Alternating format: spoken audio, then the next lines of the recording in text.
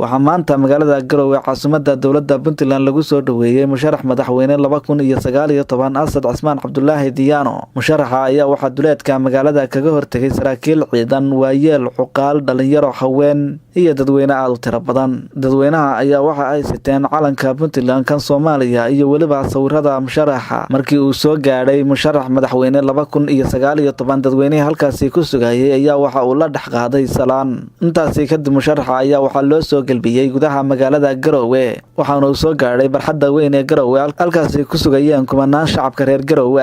Musharax ayaa halkaasi khudbad dadweynaha uga jeediyay. Intaasi kadib musharax ayaa waxa uu ka citamay hoyga uu ka degan yahay magaalada Garowe, halkaas oo shir jaraa'id ugu qabtay saxaafadda.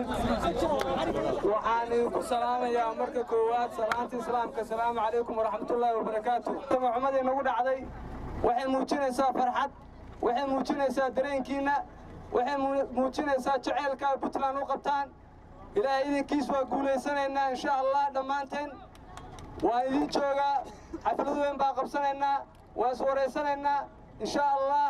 aad iyo aad baa mahadsantihiin. ilaahay khayr hadin siiyo, waana sharafteen. Allah idin sharfo. guuleysta insha Allah. guuleysta guuleysta. Allahu akbar, Allahu akbar, Allahu akbar.